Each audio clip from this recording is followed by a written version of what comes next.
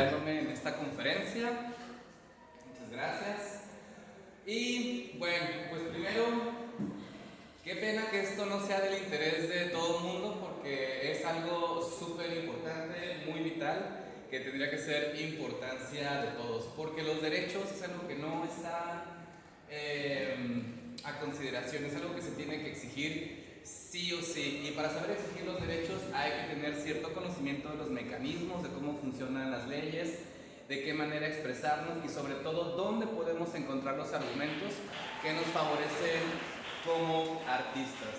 Ahora, en la cuestión de derechos culturales es muy importante porque estamos haciendo creación de memoria, estamos generando patrimonio, estamos generando comunidad, estamos generando identidad, además de la cohesión de comunidades y tejido social. Pero bueno, vamos a empezar por los derechos culturales y vamos a tomar algunos casos donde no existen estos derechos culturales y estos derechos culturales están lejos de poderse concretar. Ahora voy a hablar de Luis Manuel Otero Alcántara, un artista cubano que reside en La Habana y es parte fundadora del movimiento San Isidro. El movimiento San Isidro desde hace años ha estado en La Habana y es un movimiento artístico que está a contracorriente del régimen. El régimen cubano se ha intentado infiltrar, incluso los ha logrado desarticular, pero este movimiento todavía se intenta articular y Luis Manuel Otero Alcántara es una persona que ha hecho activismo a través del arte. Por esta serie de fotografías que hizo con la bandera cubana fue enclaustrado y fue sometido a un sistema de reeducación, por lo que podríamos hablar coloquialmente a un coco wash. Desafortunadamente se veía en mal estado, no comía, no dormía y es una persona que ha decidido no salir de La Habana porque él dice que en La Habana es donde está su activismo y está su lucha. Ahora, otro caso, el caso de Patria y Vida, que a partir de los movimientos de noviembre de 2022 el pueblo cubano salió a las calles a manifestarse y antes de eso no se había visto hasta 1994 con el famoso maleconazo. Vemos que las libertades individuales están reprimidas, están sumamente controladas y en México el dictador Díaz-Canel ha sido invitado como persona de honor en nuestro desfile de independencia. Hace pocos días vino a Chiapas junto con Nicolás Maduro, entonces aguas con las libertades que podemos perder. Dime con quién andas y te diré quién eres. En este caso el video Patria y Vida, que se volvió un himno del movimiento anticastrista, antirrevolucionario, fue grabado en Miami y fue grabado en La Habana. En Miami no hubo ningún problema, se grabó. Sin embargo, en La Habana, estos dos artistas, Michael Osorbo, el Funky y Luis Manuel Otero Alcántara, se escondieron en una casa vieja con un fondo negro donde lo esperaba el equipo de grabación para poder hacer el video, después mandar el máster vía electrónica a Miami. Y en Miami, a través de un trabajo de edición, se pudo juntar con Yotuel, gente de Zona y de Semer Bueno. También activistas que están en contra de la dictadura cubana, pero desde Miami. Un lugar donde sí pueden tener voz, pueden tener la libertad del activismo. Ahora, en China también se cuecen habas. Aquí tenemos tres movimientos. ¿Y por qué estamos hablando de estos lugares? Porque los derechos culturales no solamente es poder bailar, poder cantar, poder actuar, sino desarrollarnos plenamente en el uso de nuestras facultades y en la elección personal de hacia dónde queremos formarnos como individuos. En este caso vemos tres ejemplos: los practicantes del Falun Dafa, tenemos a los habitantes del Tíbet y tenemos a la comunidad uigur, que cada una de estas tres comunidades tiene la persecución del ejército chino simplemente por la manera de ser diferente. Recordemos que desde la revolución cultural de Mao Zedong, él dictaminó que la historia empezaba a partir de él y todo lo que fue religión, todo lo que fue cultura fue acabado, fue perseguido, e incluso en los templos tibetanos para los turistas había soldados chinos disfrazados de monjes tibetanos para que pudieran vivir la cultura y la experiencia de un santuario tibetano. Los uigures en este momento están siendo secuestrados en campos de concentración, perseguidos por su creencia religiosa que es el Islam, y también son víctimas de tráfico de órganos desde el Estado, córneas, riñones, lo que esté a la venta. Y son libertades del mundo moderno, son libertades actuales que están perdidas. Así es que poco a poco en México también vamos perdiendo derechos culturales, vamos perdiendo capacidad de acción y no tenemos que dar un paso atrás. Estos ejemplos radicales dirán que están muy lejos, pero en México también ha sucedido y sigue sucediendo. Aquí tenemos 3 ejemplos. En el primer caso tenemos fusilados de la Guerra Cristera que después de la reforma de Benito Juárez de 1917, gracias a Plutarco Elías Calles, se persiguió a la comunidad católica para que pudieran tener o dejar de influenciar en la esfera política. Hasta ahí bien, pero cuando ya nos metemos en la cuestión de lanzar plomo al que no piensa como yo o es diferente como yo, hay algo de peligro. Del otro lado vemos la foto del medio, la Olimpiada Cultural de México 68, que los directores de teatro Barclay y Montoro tuvieron muchísimo que ver junto con José Luis Cuevas y la barrera del nopal. Había pasado la masacre de Tlatelolco y ante la comunidad internacional muchos artistas, muchos activistas querían dar a conocer estos estallidos sociales, que no solamente fueron en Ciudad de México, sino fue en el mundo, en Francia, en Inglaterra, en muchos lados hubieron estas revueltas también en Latinoamérica, y además eran momentos difíciles porque era momento de la Guerra Fría, que en Latinoamérica se vivió muy calientita, por cierto. Y de este lado vemos una escena que este disturbio se da a partir de la matanza de Acteal, asociado al ejército zapatista, ¿no? También comunidades que se volvieron autónomas, que a través del ejercicio de la cultura y los derechos lograron cierta autonomía. Hay comunidades rebeldes, autónomas, que se rigen por usos y costumbres, han sacado a los partidos políticos y son comunidades que se rigen por sus propios usos y costumbres, y la cultura ha sido un eje fundamental de unión y cohesión para poder ellos estar unidos hasta a este embate. Ahora, el primer caso es la revolución religiosa. En este caso, en el segundo caso, estamos hablando de mantener las apariencias ante la comunidad internacional, y en el tercer caso estamos hablando por un conflicto de tierras. Los indígenas y su relación con la tierra es muy diferente a la que podemos tener desde un pensamiento occidental. No vamos a tener ni a comprender la relación que ellos tienen con la tierra. Sin embargo, la maldición que tenían los pueblos chapanecos es que abajo de sus casas y abajo de sus pies había uranio enriquecido, entre otros materiales muy importantes y valiosos para la industria. Y bueno, no olvidar, quisiera hablar de temas actuales, pero me da miedo y me encanta tener la cabeza pegada al cuello. Pero quiero que recordemos a Lourdes Maldonado y a Margarito, que fueron asesinados en 2022 bajo conocidas y sospechosas circunstancias. Es algo que está ocurriendo y no podemos dejar que siga pasando. Ahora, ¿qué hacer? ¿Qué podemos hacer? Pareciera que todo es desolador, pero sí podemos hacer algo.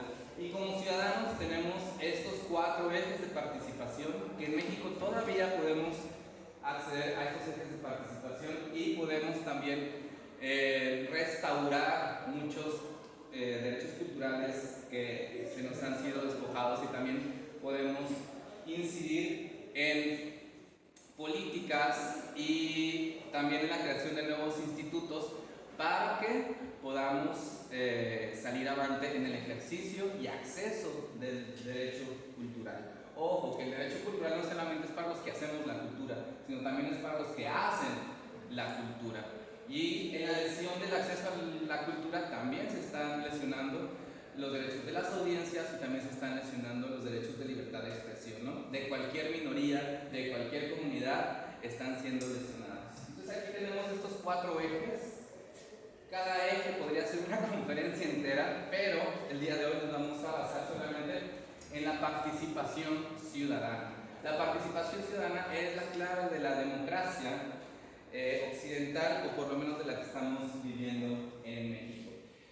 La participación ciudadana puede ser a través de un individuo, puede ser a través de una agrupación, puede ser a través de asociaciones o puede ser a través de la sociedad civil no organizada. ¿Qué significa esto? Que si nosotros nos unimos por un bien o para promulgar o para proponer una ley, todos nosotros, aunque no seamos una sociedad civil o un organismo debidamente regulado, podemos nosotros influir, podemos incidir o por lo menos podemos ser escuchados por las personas que hacen las leyes. Y en este caso puse 4 organizaciones muy diferentes entre sí. Podrá no gustarnos o diferir de alguna de estas organizaciones, pero es su derecho a hablar. Y mientras las personas tengan su derecho a hablar, eso es fundamental.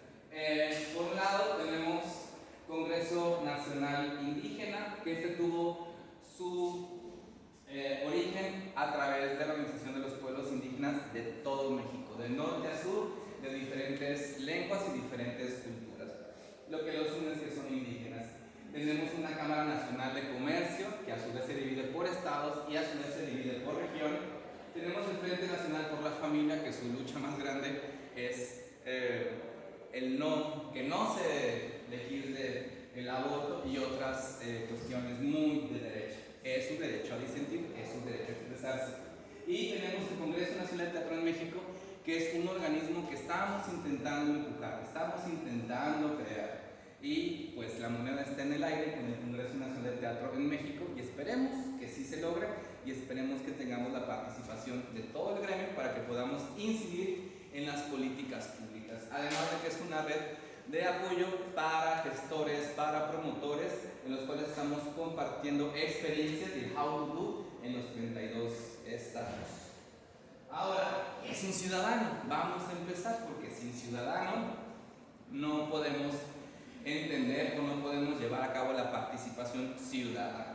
Un ciudadano, según el artículo 34, solamente tiene que cumplir 2 requisitos: tener 18 años y tener un modo honesto de vivir. ¿A qué se refiere un modo honesto de vivir? Cuando alguien va a la cárcel pierde derechos cívicos. Cuando alguien comete un delito se le sanciona y pierde derechos civiles. Y en este caso, una persona que tiene un derecho legal de vivir, que no infringe los derechos de otro, es un ciudadano con todas las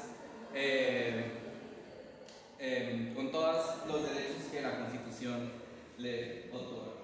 Ahora, en el artículo 35 también nos establece los derechos de la ciudadanía, que es asociarse de manera grupal, para el fin que queramos, siempre y cuando no sea un fin ilegal, nosotros podemos asociarnos. Hay veces que se amenaza desde algún lugar para que la gente no se organiza, eso está siendo ilegal. Y también ejercer toda clase de negocios con el derecho de petición. Cuando no se nos permite como particulares ejercer un negocio, entonces están coartando nuestros derechos de libertad económica, de expresión, nuestros derechos, varios derechos están siendo vulnerados. En el artículo 35, fracción séptima, también nos habla de que nosotros podemos iniciar leyes. Muchas veces vamos con el funcionario dice: pero es que tú no puedes decirme nada, tú no puedes proponer porque no eres ciudadano, porque no estás representando a nadie. No importa, yo soy un ciudadano y tengo la capacidad de poder representarme a mí mismo o a un gremio. Obviamente, si va el gestor, pero con el respaldo de una comunidad o con el respaldo de firmas, por supuesto que va a ser más fácil, porque como esto es un sistema de representación, se supone que nosotros, cuando elegimos un partido político, un gobernante, un alcalde, nosotros estamos depositando nuestra representatividad en él y él o ella va a actuar de acuerdo a nuestros intereses, pero no siempre es así. Y cuando no es así, para eso están los instrumentos de la participación ciudadana. En el artículo 71 podemos nosotros iniciar leyes o decretos, que no es lo mismo, pero se parece. ¿Cuál es la diferencia? La ley queda plasmada en el papel y es una ley que se va a ejercer durante muchísimo tiempo hasta que tenga una reforma o hasta que sea derogada por algún motivo de bien común. Y el decreto simplemente es transicional, puede ser dado por el gobernador, el jefe de ejecutivo del estatal municipal o federal, que generalmente es quien lo manifiesta, o puede ser dado también por ciudadanos. Así es que muchas veces dicen, no, es que el decreto nada más es por el Ejecutivo, pero no, los ciudadanos también podemos incidir en estas creaciones de leyes o decretos. ¿Preguntas, comentarios hasta aquí? Sí. Eso también le podemos llamar iniciativas, o sea, entiendo que hay iniciativas de ley, pueden ser iniciadas desde nosotros como ciudadanos, ¿no? Sí. Puedo tener una iniciativa y, como dices tú, tal vez una comunidad estemos como integrados o no, pero todos podemos firmar un documento o expresar que hay un interés de algo y impulsar una iniciativa que más adelante se pueda convertir en una ley. Sí. Surge de los propios ciudadanos. Sí, puede surgir de los propios ciudadanos. De hecho, vamos a ver acá más adelante en otro artículo que tiene que ser por escrita y la autoridad tiene la obligación de contestarnos también por escrito ese papel. Y ahorita vamos a ver, pero es muy interesante pregunta. Ahora, tenemos derecho al libre desarrollo de la personalidad, que si bien no está en la Constitución Política de los Estados Unidos Mexicanos, sí está en la Declaración Universal de los Derechos Humanos en estos artículos. Y digamos que la ley máxima en México es la Constitución. Sobre eso no puede haber un reglamento que vaya en contra de la Constitución, ni privado, ni estatal, ni municipal, de ningún tipo. Pero sobre la Constitución están los derechos internacionales que haya firmado México, porque se supone que ese derecho internacional al cual se adscribe México no está violando ningún derecho ni tampoco ningún precepto de nuestra Constitución. Entonces, si está en algún tratado internacional, es aplicable y es obligación del Estado mexicano hacer cumplir y valer ese derecho. Al final de la presentación tengo una lista de todos los tratados internacionales a los cuales está inscrito México en cuestión de cultura. Y no han de ser todos, por ahí se me han de haber escapado varios. Ahora, ¿qué es el decreto?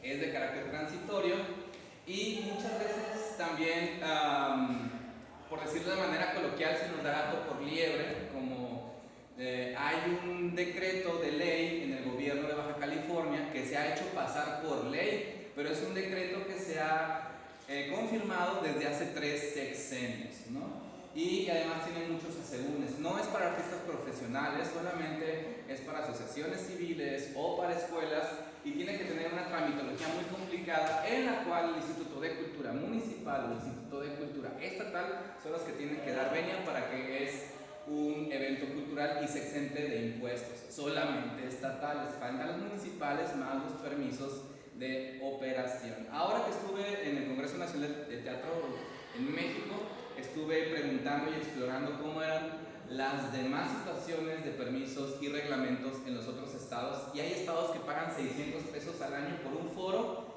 y se pueden presentar las obras que sean, o se pueden presentar también los espectáculos en restaurantes, en cantinas, en antros, y no hay un permiso especial que se tenga que pagar, porque también eso es un obstáculo para que la iniciativa privada, para que los prestadores de servicios turísticos y restauranteros se animen a trabajar con el sector cultural. Entonces, esos son reglamentos y esas son cuestiones que están limitando nuestros derechos económicos, culturales, del desarrollo de la personalidad, de libertad de expresión, y puedo seguir aquí toda la tarde hablando de todos los derechos que son vulnerados a través de esta legislación que no está siendo coherente con nuestro sector, que es el sector cultural.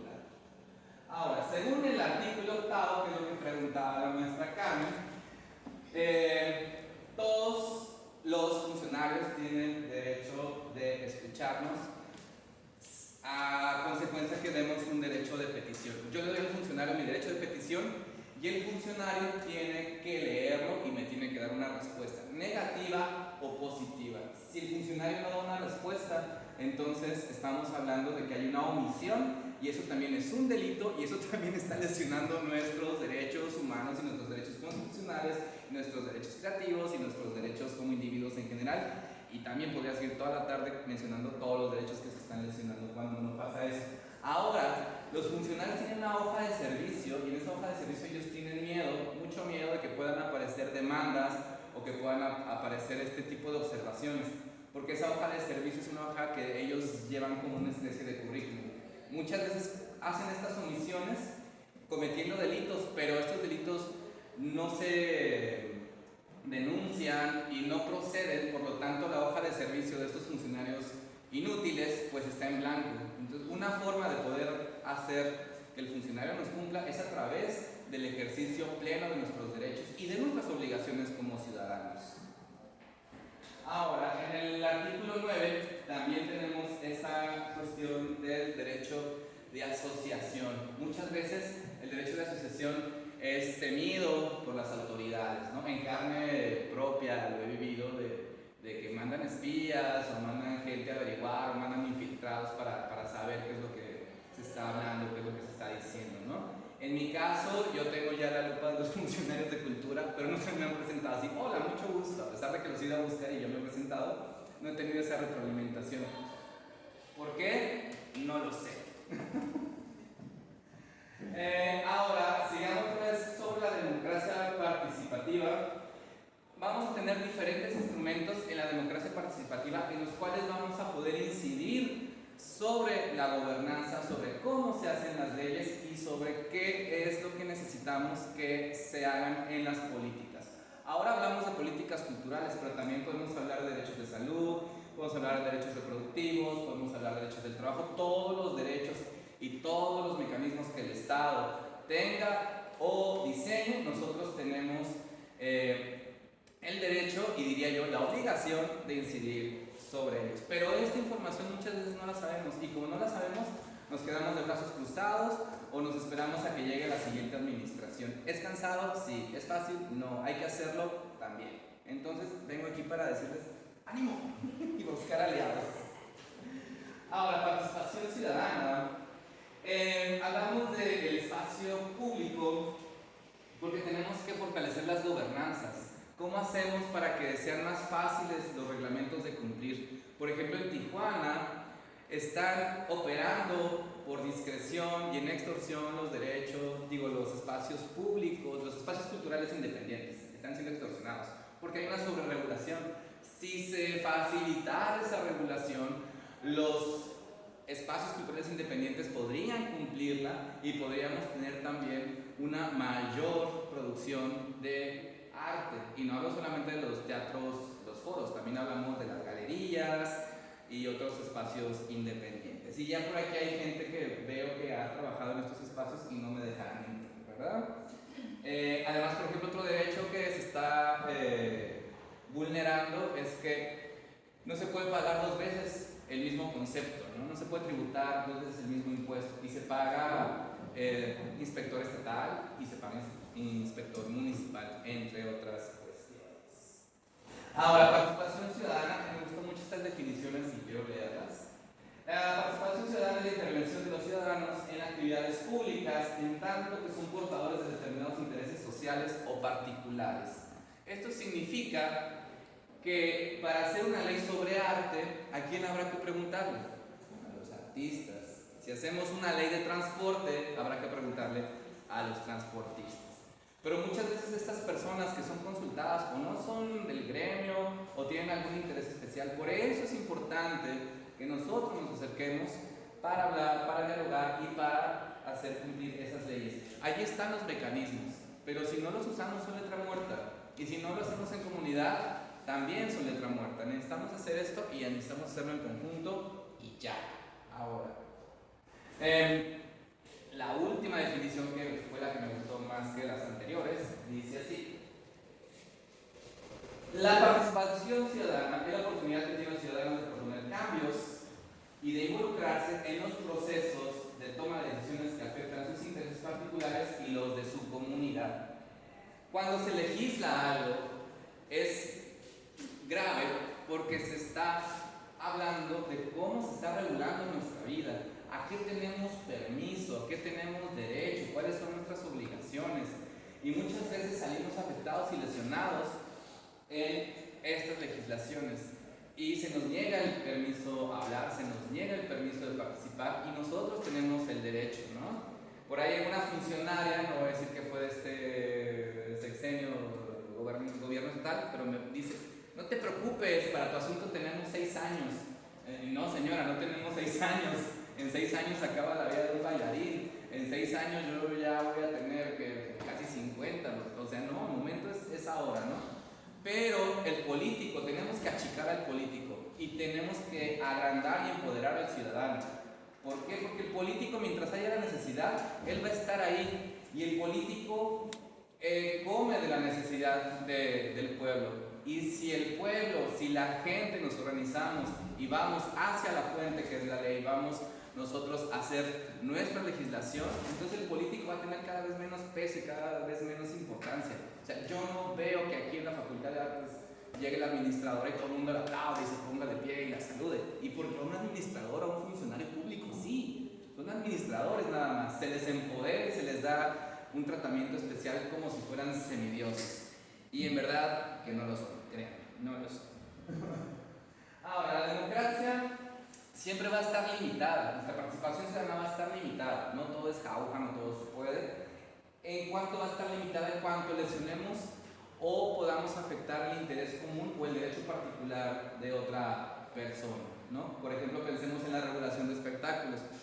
Un centro nocturno puede poner música, puede subir el volumen, pero nada más hasta cierto volumen de decibeles o hasta ciertas horas, porque está afectando el bien común de los demás.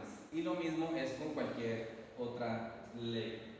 Ahora, la participación ciudadana, insisto, puede ser individual, colectiva, pero sí tiene que ser en una acción muy específica. Para también poder presentar una ley tienen que estar respaldada por lo menos por el 2% de la población, en otros casos por el 0.13% de la población, o en otros casos simplemente por la designación o por el criterio de la gente que está legislándose, ¿no? Llámese Cámara estatal o Cámara federal o llámese Cabildo, en fin. Ahora, los 4 pilares de la ley democrática, según Ferrajoli, que es uno de los primeros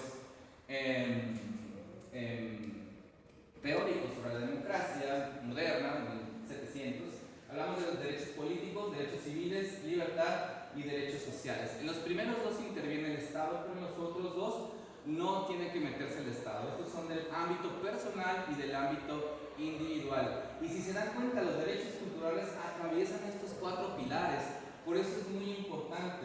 Los derechos políticos, pensemos en el teatro de cabaret. Todo el tiempo están señalando, todo el tiempo están haciendo escarnio del poder público. Y si llega, como en los tiempos del teatro de carpa en México, en los 70, 60, llega la policía a golpear a los actores para que no hablen, no hay derecho político.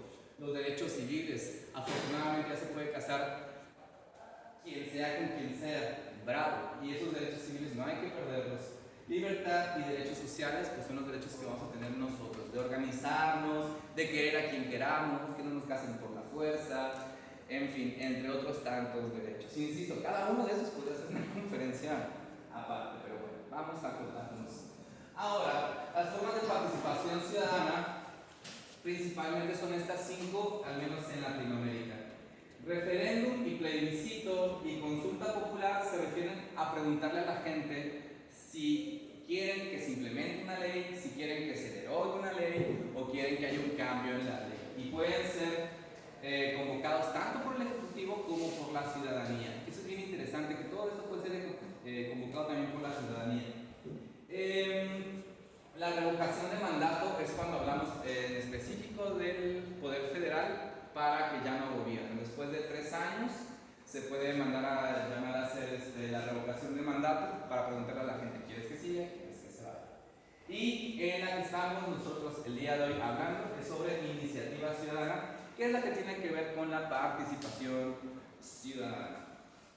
Ahora, esta iniciativa ciudadana es el mecanismo de participación por el cual vamos a poder modificar, derogar o crear leyes secundarias. Atención con las leyes, porque las leyes se hace una ley general, y esa ley general puede ser la ley general de educación, la ley general de telecomunicaciones, la ley general de la materia, la ley general de cultura, la ley general de derechos culturales. Pero esa ley no funciona y no opera si no tenemos las leyes secundarias. ¿Qué son las leyes secundarias? Las que van a determinar quién se va a encargar de vigilar que se cumpla esa ley. cuánto presupuesto se le va a asignar para que se cumpla esa ley, todos los pormenores para que la ley general junto con su objetivo, bienvenido, se puedan crear. Entonces, ¿cómo vamos a hacer para que esa ley general se pueda cumplir? Pues a través de las leyes secundarias. Y alguna vez me tocó ver a una diputada que hizo su ley fantástica y fabulosa y se fue con las palmas. Y al siguiente año, cuando intentaron echar a andar esa ley, no había leyes secundarias, ni quién se iba a encargar de ello, ni qué presupuesto se le había asignado, si era esa ley, los problemas de esa ley del ámbito de qué tribunal jurídico, o sea, no había nada, solamente había una ley general, pero prácticamente era letra muerta. Ahora, las leyes, lo que hablábamos, que es la ley general, las leyes secundarias, y todas estas leyes siempre van a estar publicadas en el diario oficial de la Federación cuando se cambien o cuando se deroguen. Cuando se deroguen quiere significar que va para atrás la ley. O cuando cambien, hay ciertas adecuaciones que se hacen en algunos incisos o en algunos apartados. Por ejemplo, la ley de matrimonio, a inicios del siglo XX era una y ahora en el siglo XXI es otra. Hubo cambios en esa ley y también probablemente hubo algunos párrafos que fueron derogados, ¿no? El matrimonio es entre hombre y mujer, bueno, ya no es entre hombre y mujer, puede ser diferente. Entonces todos esos cambios son los que se van a hacer y por eso es muy importante que la acción ciudadana esté ahí. Para el matrimonio igualitario fue muy importante el activismo de la gente y sin el activismo de la gente no hubiera podido haber esa ley de matrimonios igualitarios, ¿no? Y así tenemos también algunos otros ejemplos de leyes. Ahora, cuando la ley no la podemos cumplir, ya sea por una cuestión que se están lesionando nuestros derechos o de otra índole, existe algo que se llama un amparo y ese amparo es el que te va a eximir a ti de cumplir esa ley, pero no por anarquía o no porque no quieres, simplemente porque no puedes o tus intereses personales, particulares, gremiales o de comunidad están siendo afectados. ¿Sí? ¿Hasta aquí alguna pregunta, comentario? ¿No? ¿Vamos bien? Perfecto. Ahora, la norma de la iniciativa ciudadana tiene una ley orgánica en el Congreso General de los Estados Unidos Mexicanos y también en el reglamento de cada Congreso General. En cada estado, en cada municipio, hay una ley de cómo hacer esta participación ciudadana, ¿no? Cuándo se meten las reformas, quién las va a revisar, cuándo se aprueban, quién se encarga de hacer qué cosa. Hay ciertos mecanismos y para eso hay que conocer los mecanismos para que podamos llegar y presentar nuestras iniciativas que tengamos de ley. O sea, Sí. no cualquier iniciativa, por ejemplo, que sea en un Facebook, en Twitter y eso pasará por esto, ¿no? O sea, tiene, digamos, empieza un ruido y entonces como te organizas con otros que tengan tus mismos intereses y entonces conoces que hay pasos, ¿no? Para poder Exacto. meter Sí, por ejemplo, la ley de espectáculos en Ciudad de México, que están estrenando ley de espectáculos, fue a través de una organización que se llama Recio, que es de espacios independientes. O sea, había problemáticas, había cosas que tenían que resolver y ese gremio, esa organización Recio, se juntaron y entonces ellos dijeron, ok, necesitamos cambiar de la ley esto. Van con el funcionario y dicen, mira, estas son las leyes que tenemos que cambiar. El funcionario, por ley, por ejemplo, es el de cultura, pero el de cultura no puede meter mano en comercio, no puede meter mano en salud, no puede meter mano en protección civil, pero la ley faculta y obliga a ese funcionario a que coordine las demás instancias y funcionarios para armonizar la ley y sacar una ley general. Por ejemplo, esta ley de espectáculos habla y define qué es una sala de espectáculos, qué es un bar, qué es una discoteca, qué es un teatro comercial y qué es un espacio independiente. Y es muy importante que podamos nosotros definir cómo queremos que la ley nos tome en cuenta, ¿no? O sea, no somos un estadio que tiene 10,000 personas, por lo tanto no puedes cobrar esa barbaridad de impuestos, ¿no? Y tampoco somos un lugar que vende alcohol, entonces no me vas a obligar a mí que saqué un permiso de alcohol durante mi función, ¿verdad? Ayuntamiento de Tijuana. Entonces son cosas que podemos cambiar a través de la participación, y es parte y obligación del trabajo del funcionario traducir esas demandas que el público tenemos al lenguaje jurídico, porque al final de cuentas yo, por más leyes que estudie y por más doctorados que haga, no acabo de ser un abogado, ¿no? Y un abogado tiene un expertise, tiene un conocimiento que va a poder hacer que se realicen estas leyes o estas derogaciones. ¿Sí? ¿Sí por ahí? Excelente. Ahora, el artículo 4, párrafo 12, nos habla de que toda persona tiene derecho a acceso a la cultura, disfrute de bienes y servicios que presta el Estado en la materia, así como el ejercicio de sus derechos culturales. Para nuestros estudiantes que se están yendo a Ciudad de México o a Los Ángeles o a otro lado que no sea Tijuana, están siendo afectados sus derechos culturales, porque es difícil abrir un foro, porque hay una sobreregulación de espectáculos, porque hay demasiados impuestos. Están siendo afectados sus derechos como trabajador, pero también como creador, y también el público, insisto, en la cuestión del acceso a la cultura. En el mismo artículo 4, es lo que decía la pregunta de la maestra Denise, que todos tenemos derecho a manifestarnos culturalmente y tenemos derecho a tener acceso en la participación de la vida pública. En el artículo 73 nos habla de que cada estado y cada municipio va a ser el que va a regir las formas de sus espectáculos y la forma de cómo va a legislar su cultura. Por eso nos vamos a encontrar una legislación diferente en cada municipio. En Oaxaca, donde son más de 200 municipios, pues habrá 200 reglamentos.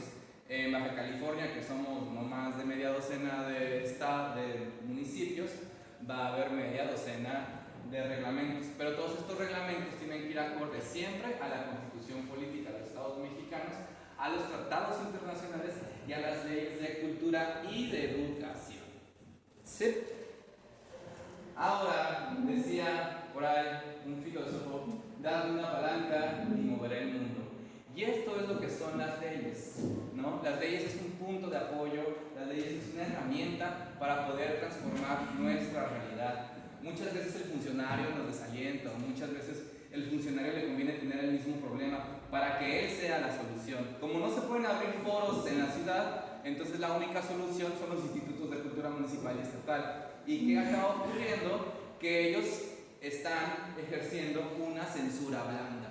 Si yo quiero decir algo de la gobernadora, si quiero decir algo de los diputados, pues no entras a mis espacios institucionales porque estás atentando contra el nombre de mis funcionarios. O al contrario, hablas mal del gobierno, ven, te llamo y te presentas en mis institutos para darme un aspecto de persona que permite la crítica, ¿no? Para lavarse la cara, para hacer disidencia controlada. Entonces, en uno o en otros casos es muy grave. Por eso necesitamos achicar al Estado, empoderar al ciudadano, para que nosotros seamos realmente autónomos y nosotros podamos tener y pensar nuestras decisiones, tomar el control de nuestras vidas. El político no conoce nuestra realidad, no le importa nuestra realidad. Hay políticos que dicen, es que yo vengo de 3 años, ustedes son los que saben qué es lo que hago, ¿no? Y aunque le decimos qué es lo que hacen, por conveniencia política, acaba de no hacerlo. Entonces, si nosotros no somos los que hacemos que se mueva el mundo con esta palanca y este punto de apoyo, nadie lo va a hacer por nosotros. Por eso es importante hacer comunidad, por eso no me canso de decir esto y por eso siento que debería haber más gente en esta conferencia. Pero bueno, es parte de nuestra mala formación cívica que hemos tenido durante muchísimos años, ¿no? O sea, venimos de 80 años de una socialdemocracia y luego otros tantos años de una democracia fake, pues obviamente que estamos acostumbrados a que el político sea la solución, ¿no? Y yo me pregunto, ya pasaron todos los partidos políticos por todos los espacios de poder, ¿qué sucede? ¿La anarquía? Para que suceda la anarquía y otra vez llega el Estado, oh, yo voy a poner orden. Nosotros como ciudadanos podemos gobernar solos, ellos solamente son administradores, achiquemos el Estado. Ahora, pues ya con esto finalizo la ponencia en cuanto a derecho y acceso a la cultura de la legislación. Disculpen si hablé un poco rápido, pero eran muchas diapositivas y tenía así que presentarlas porque son los artículos tal cual, que espero que hayan tomado nota. Y si gustan también me pueden contactar a través de mi correo electrónico, mi muro de Facebook, así me encuentran como Joel Vences, para que les pueda pasar esta información y sobre todo que la compartan. Ahora, estos son los artículos que tenemos en cuanto a lo que es el desarrollo y acceso a la cultura a nivel federal y estatal y sobre todo convenciones internacionales en las cuales México pues sea adscrito o sea unido. Así que muchísimas gracias por estar y a participar.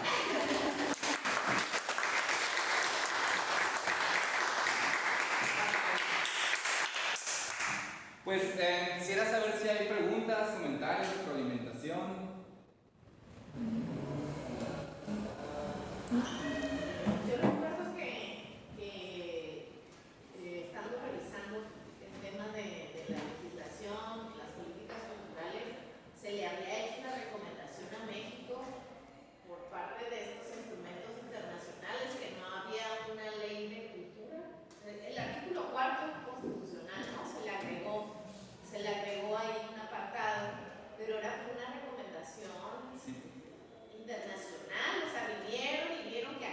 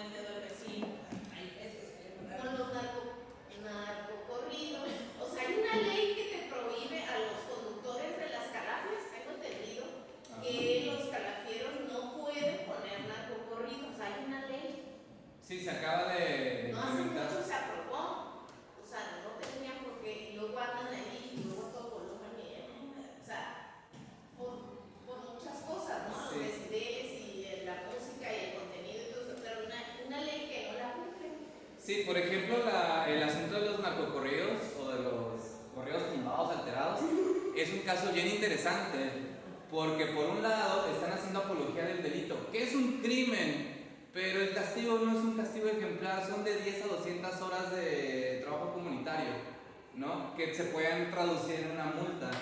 Y realmente nadie lo respeta. Y hasta que no llegan los chicos de las 4 letras a prohibir que se presente Peso Pluma, entonces no ocurre. ¿Y quién manda en la ciudad? Hay una ausencia de gobierno. Si hubiera un castigo realmente punitivo para esas expresiones, no se haría. O también muchas veces la ley le hace una acomodaticia para que pueda hacer una mayor recaudación. A los Tigres del Norte son multados cada concierto con 1,5 millones de pesos por tocar corridos y hacer apología a la violencia. Los Tigres del Norte le suben 100, 200 pesos a sus bailes y pagan la multa, doblados de risa. Entonces también ahí está fallando el Estado y estamos fallando nosotros como ciudadanos. Pero también hay un debate. ¿Dónde está la libertad de expresión y dónde empieza la apología del delito? Y eso es lo interesante que se discute en la Cámara, ¿no? Por ejemplo, también YouTube, cuando dices palabras como cocaína, marihuana, te bloquea el video. Pero he visto los videos por cuestiones de estudio cultural de Fuerza Régida, Peso Pluma, esta gente, y son total, clara y abiertamente una apología del delito, y hablan del ladrillo y hablan de un montón de cosas, y YouTube no les dice nada porque generan 71 millones de vistas por video, que es una gran publicidad, ¿no? Entonces también la ley tiene que ser aplicable para todos y tiene que ser también excepcional de acuerdo a nuestras atenuantes. Por ejemplo, el gremio artístico tendría que tener una exención de derechos o un estímulo fiscal. Tenemos que tener una excepción en el reglamento de espectáculos. ¿Por qué? Porque somos un sector vulnerable, ¿no? O díganme si no, díganme si no somos un sector vulnerable. El sector de espectáculos no lo es, pero estamos hablando de otras dinámicas culturales y de otras dinámicas. Ahora, si nuestros egresados, que no tienen nombre, que no tienen carrera, que apenas están iniciando, no pueden llenar un foro por la sobreregulación que hay en cuanto a los espectáculos, pues ¿cuándo van a llegar a los espectáculos masivos y cuándo van a llegar a tributar como esos espectáculos grandes? O sea, realmente hay una afección, y aquí yo lo que vengo es a provocarlos, a picar las costillas. ¿Algún otro comentario, alguna otra pregunta? Me encantaría dar un comentario desde el punto de vista del abogado. Mi formación es abogado. Y hay una parte muy importante que mencionas y que es muy cierto. A lo mejor el título de legislación en la conferencia del día de hoy es lo que desalienta a muchos. Pero muchos creemos que hay cosas en las que no nos involucramos, o no debemos involucrarnos porque no es nuestro. Es decir, por ejemplo, pensamos que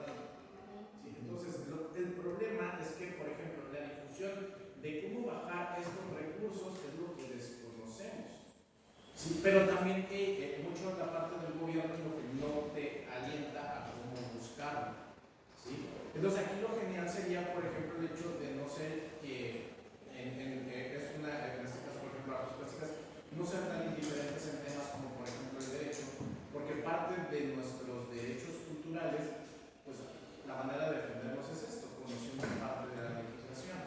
Pero también es cierto que hay una manera, por ejemplo, ahorita se me fue el nombre, los objetivos de desarrollo sostenible de la ONU, ¿no? 2023 que establecen, por ejemplo, mucho de las pautas para poder hacer, pues de alguna manera, si no legislación, de reglamentaciones a través de las cuales podamos regularnos y a su vez salvar o salvaguardar nuestros derechos.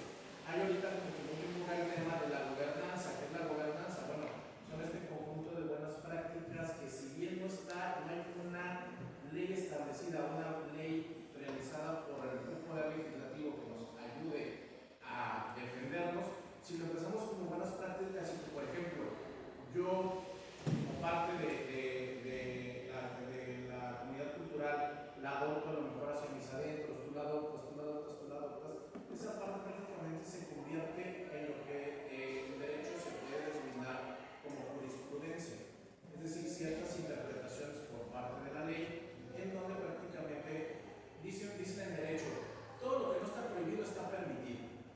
Entonces, siempre y cuando yo no esté vulnerando los derechos de terceros, así no exista una ley expresa que defienda, no estoy contraviniendo a ningún derecho supremo, como por ejemplo la Constitución política.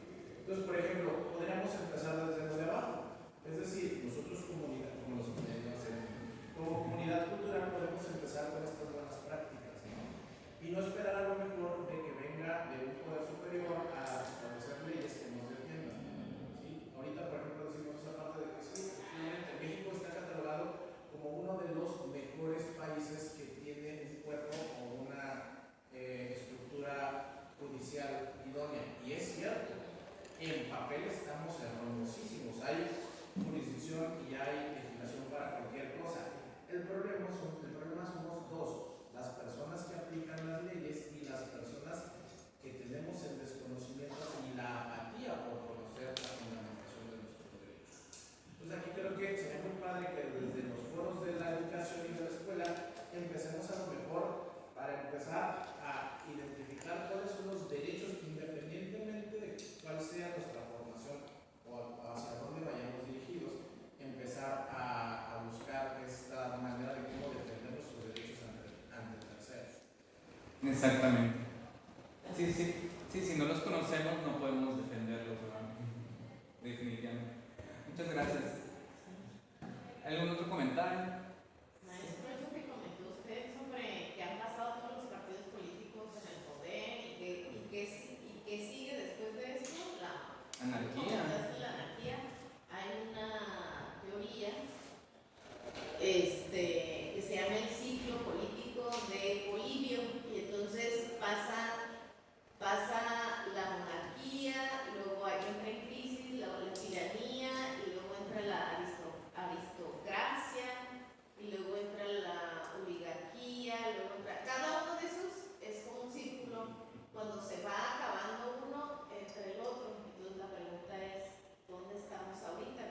Existe la democracia, después de que la democracia entra en crisis, sigue la oclocracia, y después de que termine y esté en crisis entra la monarquía y después la tiranía. Entonces, eso que comentaba es alguna teoría que habla de eso. Pues estaríamos en la oligarquía, porque ahorita el poder lo tienen familias, ¿no? Hay un diputado del PAN que se jacta y se enorgullece de ser nieto de Francisco I. Madero, y pues es muy grave, eres nieto de Francisco I. Madero, ya son 3 generaciones, ¿no? Diablos. Y Francisco I. Madero se pinta como el gran demócrata, pero era un tipo que lo asesinaron porque no obedeció a su consejo de seguridad, que le dijo: señor, no salga del castillo de Chapultepec. Y él dijo: es que en una sesión espiritista me dijeron los santos que yo tenía que ir a Palacio Nacional, y en la calle Francisco I. Madero, que por eso iba a su nombre en Ciudad de México, es donde lo asesinan.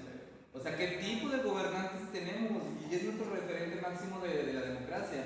O mientras teníamos a gente como Francisco y Madero hablando con espíritus, en Estados Unidos teníamos gente como Benjamin Franklin, que es dueño de varias patentes y era un hombre de ciencias, ¿no? Entonces, obviamente, ahí se ve el resultado, ¿no? O sea, ¿qué ha hecho Texas con su territorio y qué hemos hecho México con Chihuahua o con Coahuila? O sea, pregunto yo. Pues estamos en el momento de la oligarquía.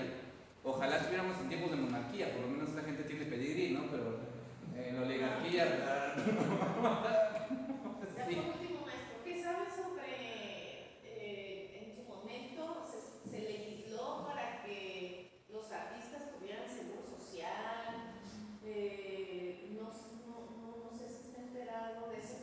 Ajá, solamente... Que hubo, ¿no? Que sí, hubo una iniciativa y parece que ya se estaba legislando.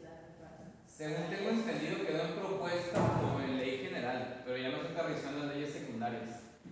Y el Congreso Nacional de Teatro en México, estábamos precisamente hablando sobre la cuestión de derecho a seguro social, pensión de retiro y gastos médicos mayores. Incluso estábamos hablando de que si no se podía lograr mediante el Estado, mediante una afiliación al IMSS o al ISSSTE, que de modo gremial pudiéramos ir con una aseguradora particular y por medio de un volumen de agremiados nos pudieran dar un mejor precio. Porque también, si sobrelegislamos o metemos al Estado en todo, corremos un gran peligro. Si tenemos todas las problemáticas que tenemos para producir y nosotros como trabajadores del arte decimos, es que mi empleador me tiene que dar seguro social sí o sí. A la única persona que estamos metiendo en problemas es a los productores de teatro, porque no se está generando ese volumen de dinero para poder pagar un seguro social a cada uno, porque no solamente es el seguro social, va el seguro de Infonavit y van otras serie de impuestos que no se pueden pagar, por el momento no es viable. Tal vez otras producciones más grandes sí, ¿no? Como el cine. En el cine hay un sindicato de actores que te da esos derechos, pero en el teatro todavía no estamos listos para poder llevar a cabo esa situación. Sin embargo, gran parte del sector cultural, o por lo menos de teatro, que hicimos así como la encuesta en el Congreso Nacional, tienen resuelto o tenemos resuelto la cuestión del seguro médico, pero por una segunda actividad o por un ahorro personal. O sea, sí es algo que apremia, pero la mayoría del gremio artístico, o al parecer eso fue lo que pudimos apreciar en ese momento, es algo que está resuelto por otra vía, pero está resuelto.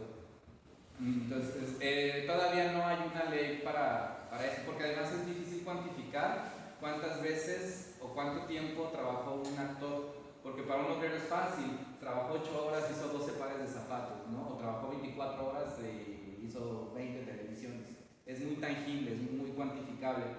Pero un artista, ¿cuántas horas ensayó? ¿Cuántas veces se presentó? Y no es lo mismo, hay obras que las ensayas poco, hay obras que necesitan demasiado ensayo. Entonces también uno de los problemas es cómo vamos a definir quién es un actor, qué es un trabajo artístico, qué es un trabajo remunerado. Entonces tenemos que hacer las leyes, pero tenemos que ir varios pasos hacia atrás para primero definir qué son los objetos y qué son las personas que se van a incluir y a regir por esta ley. Como una tabulación, ¿no? Creo que así Sí, más o menos, por así decirlo. de los empleados. Ajá. Los profesionistas. Así es. Bueno, entonces si no hay alguna otra pregunta, alguna otra cuestión, declaro esta conferencia un éxito. Muchas gracias por venir.